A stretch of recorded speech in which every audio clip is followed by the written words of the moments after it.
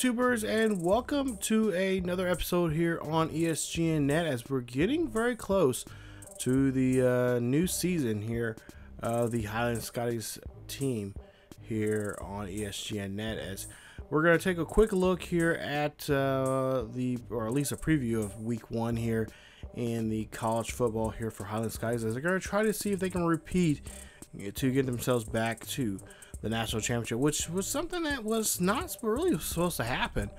But we'll see what they'll do here this season, as they'll start the first game against Tennessee, as they are currently ranked 5th in the nation. So welcome to another episode here, or another season of Scotties football here on the channel. So before we get to talk about Tennessee here, let's actually take a look at some numbers here as we get ready to go inside and show you guys some numbers here on Tennessee this season. Tennessee is not ranked here this season, but take a look there at the overall rankings, and of course offensively they're going for us. I should say one of the, I forgot what his name is. He is he's voting for at least side on our side here, as he's the pick of this week for us. Just take a look at the Highland Scotties sports schedule, or their football schedule there. Number 16, Georgia, coming up next week. And then, of course, we got number 22, Wisconsin, and number 20, LSU, later on in the season. Pretty good, road and home games here this season. Of course, Tennessee, Georgia, and Washington State, New Mexico State University, and UMass are all teams, and Stanford too, are all teams that we played just last season, and we're just gonna replay them. And of course, we got some new teams here that we're gonna play. We had some 2-year deals with those schools there, so any team that we played at home, we're gonna play them on the road. Of course, all the ranked opponents we're gonna be playing on the road. As you take a look at the rosters here, some new faces here to the team, but for the most part here, a lot of old ones, as no one from last season graduated. We only had one guy actually ask for a transfer. Actually, 3 guys actually transferred. And they were not big time players. But some of our big top players like Kason, Flanagan, of course, Blair, and then of course Grady Little are all still here on the team. As you take a look there, Damon Adams on the defense as the corner, along with Sherman, who was just a beast there on the defensive line there. We're hoping that he will have another great season, and also break some records, as he's broke several school records for Highland this season, or I should say from last season. Hopefully that will continue on and bleed over to the second season. Rush there, of course, just a guy that just really stepped up in 2 of the games last year. One against Georgia, where he played the second half and really pulled the team from almost losing the game to practically winning that game by 1 single point. Also that game against Washington State, when they went to quadruple overtime. He had a great year last year. Page, Who else? We got Hines, Blanco there. Who Blanco had some pretty good interceptions. A couple of those interceptions were pick sixes. So that was awesome. Hines, there you see him. He also had some really great numbers last season and had some pretty awesome games there. They're playing the secondary for us. Hunter Cannon, our guy that we just love throwing to, and he is just a beast on the field. The young man there, the tight end from Grand Island, Nebraska, big time Huskers fan, and decided to come to us to play, get a chance to have some playing time there. I know Nebraska was all over him. Of course, Coach Teddy Bonds, a former Nebraska head coach and a former player there, brought that young man there to that school, to Highland, and told him, hey, you're going to be our guy. He's great at run blocking, so he's definitely a great tool there for the offense there, and a great release valve there for Flanagan if he's ever in trouble. So he had a great year. Tisdale there, of course, Ramsauer, our outside linebacker there. This should be his year there in that position. Of course, he played every single down last year and played in every single down, but every game last year, and was pretty dominant in his position.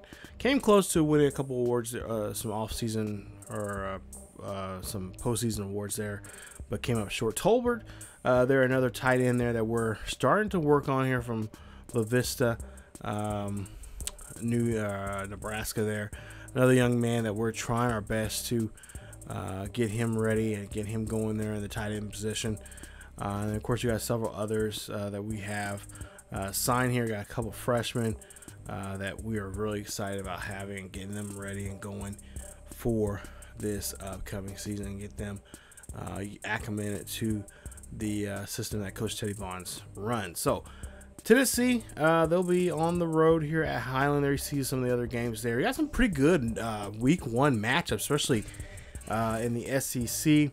Of course, the classic rivalry between Colorado State and Colorado there. Going to kick off week one, along with got some rivals like Temple and at Penn, Boston College and UMass. That's a rivalry game, Battle of Massachusetts there. What else do we have? I got a Virginia Tech at Notre Dame. What else? South Carolina and Mississippi State. Another great matchup there. Florida International and UCF. Another good rivalry game. Of course, the Alabama's going to be in action there. They are ranked number 1 this year. Kansas State going against Washington State there. That should be another been talked about game. And then you see the Florida State versus Oklahoma State. The Cowboys kickoff there in Arlington at Jerry's World, and that should be another one there. Actually, this year I've mentioned too that the Big 12 has going to have a championship this year. So it's the top 2 teams there. They're going to be battling for that chance to play for the Big 12 championship. And also, too, now late breaking news that Highlands has agreed to be a new member of the Big 12 as early as next season. So we could see Highland move into the Big 12. Of course, he was talking to Coach Teddy Bonds. He's a little hesitant about it. He says he kind of want to wait another year or two before moving on to do that. But depending on how well successful this team comes up to be this season, there's a lot of talk saying that they could be back in the picture once again. There's a good chance there the Highland will go ahead and move into the to the Big 10 or the Big 12. And they, of course, a lot of they said it would be great national exposure for them, and not to mention help out with the scholarships there. So that is definitely something that Coach Teddy Bonds likes, but at the same time does not want to grow too big too soon. But that's easier said than done because last year we wasn't really expecting no one, not even him. He'll admit to it. They wasn't expecting to be in the position that they are in right now. They wasn't expected to be in the top 5 in the top 25 poll, or even in the national championship game last year. So that is definitely saying what this coach can do as a head coach here for this small Division I school, of course, former JUCO school. But there you see some of the additional details there for the top 25 poll. And then you see, of course, you guys seeing the numbers there from both the coaches poll and, of course, the media poll. Some of you guys are, if you're listening to this on the radio or the podcast there, you guys, well, fortunately, you miss out on the footage here if you're watching online, as you take a look at some of the practice sessions here that we got able to get a hold from Coach Teddy Bonds here, kind of throw up on here, showing you some of the plays there that they're going to be running, and some new formations. Playbook open up just a little bit more here. They're going to run some new plays here with a little bit more streamlined playbook system that they've been working on here. Really, Coach Teddy Bonds says from ever since the Florida game, they've been working on some new plays and some new formations here. So we'll see some new stuff here from them this year, especially in this game against Tennessee. That a lot of people are saying that this could be. Last year it was a close game. I think it was down to a possession. I think there, and of course this year Tennessee they're going to be coming to us. If Tennessee was ranked this year, we would have had to go back to Tennessee there in Knoxville and have to play them again. But since they're not ranked this year, that was the part of the agreement that we had with the University of Tennessee. They're now going to have to come to Highland and face us at home. So that is going to be very nice. We'll actually have a nice home road or a nice home big home game here. That means national press and all that kind of stuff. And people here in town are very excited about this. They actually had a nice block party here for the team. Congratulating them from a great season from last year and just wishing them best wishes for this season. And talking to Coach Teddy Bonds here, he says, he remembers the block parties they had when he was there as a young man. They're starting off his collegiate career there as a Scotty, and then of course going on to Highland. And the block parties are very one of the most seen things for especially a small little town like this, that they don't have too much entertainment for them. They said that this is something that the whole town gets ready for. They have the whole downtown, the main street there blocked off. They have vendors and local restaurants and businesses there in town to welcome the team, and not just with the team, but there's just new students there on campus, and get them acclimated to a small town lifestyle. And I know for myself, being a Highland Scotty, a former Highland Scotty alumni now, that's always one of the big things I've always enjoyed going to when I was there with as a Scotty, is the block party. It's something that is very, very exciting and new. Not to mention, I think I left the link there below to the Highland Scotties webpage. But if you take a look, they have a new field this season. They redid the field. It's now a AstroTurf field, of course, with the little black pellets that's in it. Cost them with the bowl. They got money they got from the bowl game there. They really were able to, redo a lot of the stadium there, fix redo the field, and also invest the money into other things there on this within the university there, putting a new basketball court, new hardwood in the field house, and not to mention track, working on the track there, and working on the new weight room and training room there for the Highland Scotty athletes of all sports. So not just the football players, but also your fall sports and your spring sports, baseball, softball, cheerleading, you name it. They have new things for those students there. So that was really nice. They redid some of the dormitories there, and with the exposure that they had from last year's bowl game, they're now getting an increase of students that want to come to Highland. So that's always nice to see and hear about. There's about 1,000 more students on campus now this year for the freshman class. So talking to the president there, he was very excited about that being the case, and he's hoping that the team will bring more and more students there. They're offering next year. They're actually offering some more opportunities for classes in different fields of study. So that is always nice to see when you have a team, especially like this, bringing in of course money, revenue there to help out the school here, and not just to help out the football team, but also throughout the whole university, not just in the one sport, but also all the sports and of course all the academic disciplines. So that is something very nice, and that's something Coach Theo says he wants to do, because in order to make a good team, or not just your football to be better, but your other sports teams here, you got to start sharing the wealth, and that's what he's all about there. So nice to see that they're doing that, and like I said, this is a good idea from the school to sign bonds, or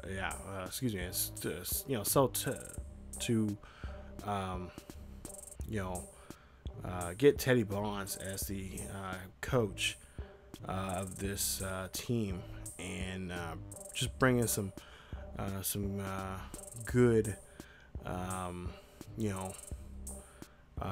vibe to this team and to the university as a whole. So it's always nice to see that going on here, and we'll see how long, we'll see how well this team will do this season, as they got a lot of expectations for themselves.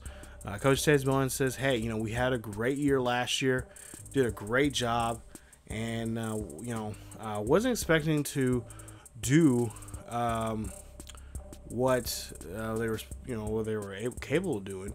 He says that he wanted the team to be a team that was, to be able to be in a bowl game, and they did so. That was awesome. They was wanting to get those 6 wins there to be able to, be a part of the bowl process, and of course help the school, of course, of all things, when it comes down to it, to have money so they can have scholarships, not just for the football team, but also for the men and women's basketball team, the men and women's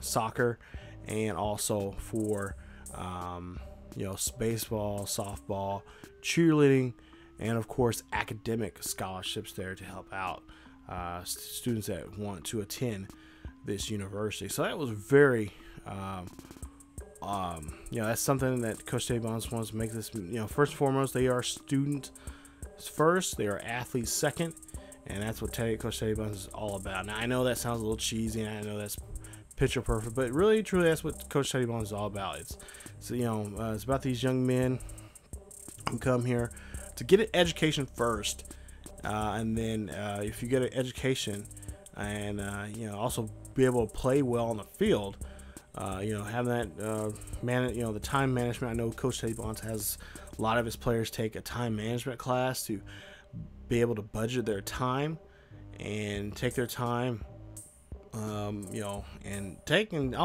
some serious classes, not some, I think I mentioned this before in a past video, but underwater basket weaving.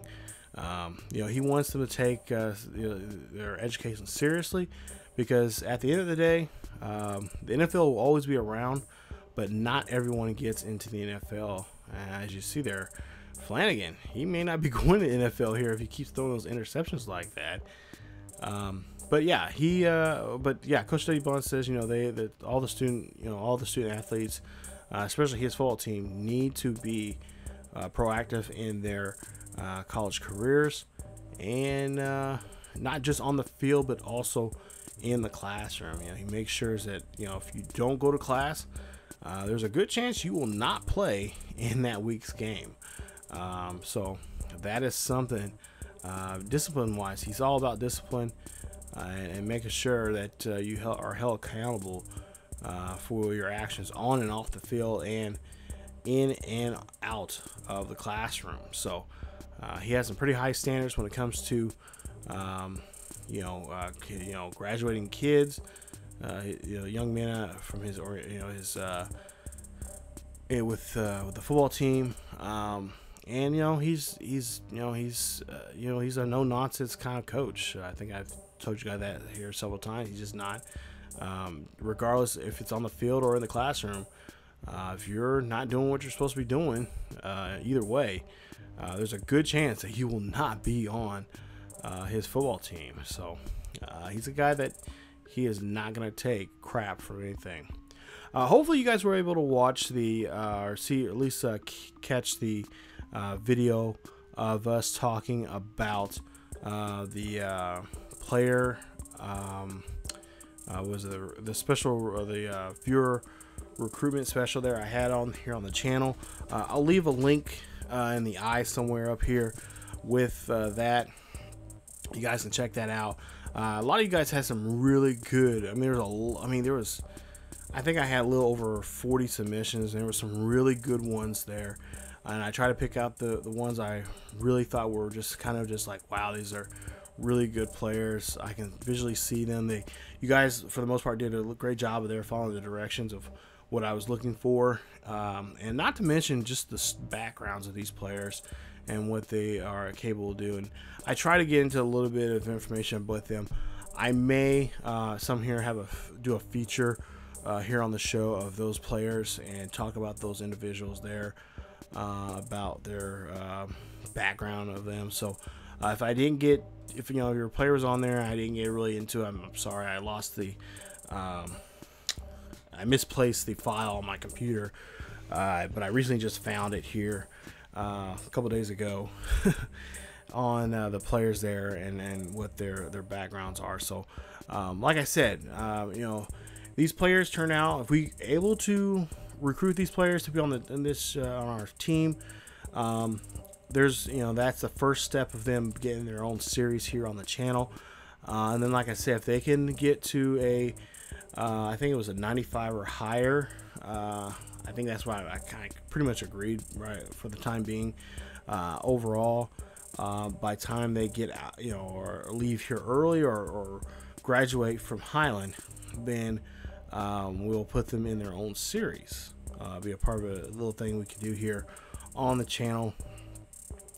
And your character could have possibly his own series in Madden or any other sports game that I currently have, or whatever sports game I have at the time that you guys requested for. So that is something we're going to be looking into here as we get our first guys here. It won't be until this time next in season 3 that we'll see those.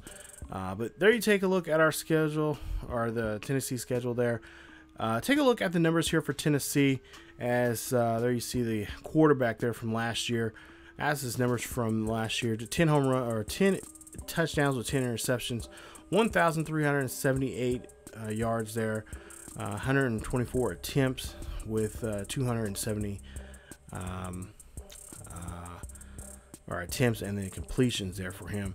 You see Kirkland Jr., the middle linebacker there. He is a monster there, and that's a guy that we're going to really have to try to avoid when it comes to great play recognition, great tackle, great awareness. So he's a guy that can he knows exactly what's going on the field when that ball is snapped from the quarterback. Great zone man. They're almost pretty even there in that area. Abernathy, the free safety, Micah Abernathy, if if I can say that. Great speed, a great acceleration and agility and awareness, a little lacking there, but pursuit and jumping and stamina right on top of there, and of course hit and play recognition there, pretty recognizable there. He is definitely a guy that we're gonna have to watch if we go to the deep route. Combo, the senior, last year he was a junior. He was a menace to us in that game when it came to getting a hold of. I think this was the Tennessee. Yeah, Tennessee was one of the teams that we really had a tough time with their defensive linemen getting hold of Flanagan and getting him down quite often. Tyler Bird, you're the wide receiver there. He's got good speed, acceleration. Of course, take a look at his jump, catch ability, and stuff like that. Pretty average, but for the most part, he's definitely a guy that if we don't keep an eye on him, he's a guy that can really wreak havoc on us there in the vertical sense there. So there you see the numbers there for him. And then, of course, Galloway there. He's another threat there, going deep with great speed, acceleration, agility. Awareness, not quite there, but his catch, route running, and his catching traffic right on cue. Take a look at all his other tangibles. Definitely a guy, wide receiver. Like I said, those two wide receivers there on opposite ends there. If we don't shut down one, we're gonna have to worry about the other. Or if we do shut down one, we have to worry about the other. And if we don't shut either one of them down, oh man, this quarterback here, as you see his numbers there, he is gonna have a monster game here, and that's what we got to try to avoid. Throw power, accuracy is top notch. Almost one of the better quarterbacks out there right now. And then of course, take a look there at his elusiveness and of course stamina. And of course, he is not injury prone at all. So he is definitely a senior. This is his senior year, 6'4" quarterback there. He is going to definitely put up some numbers here against us, and he would love to get revenge on us after that upset that we had there in Knoxville. So we'll see what we could do coming up in week 1 against these Tennessee Volunteers as we start the second season of the Highland Scotties Dynasty here in NCAA 14 and Team Builder. Should be a good one. Cannot wait, and we'll see how well we do there. So like I said, should be a fun season. I cannot wait to see season 2. Oh, a side note, this series, I know originally this series was supposed to be on Saturdays only. That still may happen, but don't be surprised if you see this during the week. Probably some more chances of maybe you might see 2 episodes, or you might see weeks 2 or 3 and 4 on the same within a couple of days each other. I'm gonna try to push this to be something maybe towards the end of the week, maybe a Thursday, Friday, but you'll still see some episodes on Saturday still. So I do have a schedule. I'm working on a new schedule out here pretty soon here. I'll probably announce that here of certain series that I'm trying to my best to get locked on here. So if there's a road show series you're looking for, like Simon Unger or something like that, these will be the days that you'll see those videos up. So stay tuned for that. I'm trying to work that out with the same time trying to deal with my new work schedule. So just bear with me. But yeah, this episode, the week 1 of the first game of the season should be coming up here pretty soon here on the channel. Thank you guys again for watching. If you guys enjoyed today's video, please leave a like. Don't forget to subscribe to the channel for more Highland Scotties football. And also don't forget to follow us on social media and follow us on Facebook, Twitter, and Discord. Hit that bell notification if I did not already tell you already. Also hit the subscribe button if you have not yet. And that is it for this episode of Highland Scotties Sports Talk here on ESGNet. That's it for me. I will see you guys next time.